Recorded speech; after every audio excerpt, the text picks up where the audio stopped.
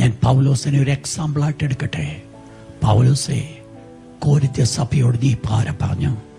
ഞങ്ങൾ ദൂരത്തിരിക്കുമ്പോൾ ഞങ്ങളുടെ വാക്കിൽ എങ്ങനെയുള്ളവരോ, ഞങ്ങൾ സമീപത്തായിരിക്കുമ്പോൾ ഞങ്ങളുടെ പ്രവൃത്തിയും അങ്ങനെയുള്ളവരാ.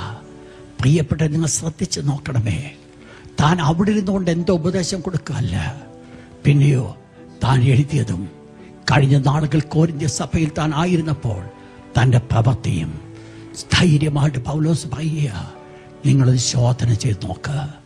ഞാൻ ദൂരത്ത് നിന്ന് പറഞ്ഞു തന്നെയാണ്. ഞാൻ അടുത്തിരുന്നപ്പോൾ, നിങ്ങളോടുകൂടെ ആയിരുന്നപ്പോൾ എൻ്റെ ജീവിതത്തിൻ്റെ പ്രവൃത്തി അതാ. ദൈവത്തിന്റെ മക്കളുടെ നാവിൽ കൂടെ കടന്നു വരെ വാക്കും പ്രവൃത്തിയും ഒന്നായി തീരണമെന്നുണ്ടെങ്കിൽ ഈ ഒരു കാര്യം എന്റെയും നിങ്ങളുടെയും പ്രാക്ടിക്കൽ ലൈഫിലേക്ക് കൊണ്ടുവരാതെ പറ്റത്തില്ല. എന്താ പൗലോസ് പറയുന്നത്? മറ്റുള്ളവരോട് ഞാൻ പ്രസംഗിച്ച ശേഷം എൻ്റെ ഭാഷയും വ്യാഖ്യാനിക്കട്ടെ.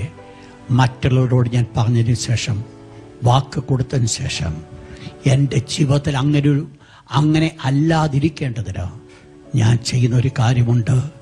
എൻ്റെ ശരീരത്തെ ദണ്ഡിപ്പിച്ച് അടിമയാക്കത്രേ ചെയ്യുന്നത്. പ്രിയപ്പെട്ടവരെ, എൻ്റെ ഹൃദയത്തിൻ്റെ തീരുമാനം ദൈവം ആഗ്രഹിക്കുന്നതാ. ആ തീരുമാനത്തിൽ ദൈവത്തിന് സന്തോഷമുണ്ട്. പലപ്പോഴും പ്രവൃത്തി മണ്ഡലത്തിൽ അത് കടന്നു വരാതിരിക്കുന്നതിൻ്റെ കാരണമെന്ന് പറയുന്നത് എൻ്റെ ജഡമാണ് അതിന് കാരണമായിരിക്കുന്നത്. എൻ്റെ ജഡമാണോ, എൻ്റെ ജഡത്തിൻ്റെ സുഖത്തെ ഞാൻ നോക്കുന്നതാണോ? പത്രോസേ, നീ നിന്റെ ജഡത്തിന്റെ സുഖത്തെ നോക്കിയതാ. നീ നിന്നെ തന്നെ മരിക്കുവാൻ തക്കണം ഏൽപ്പിച്ചു കൊടുക്കാഞ്ഞത്.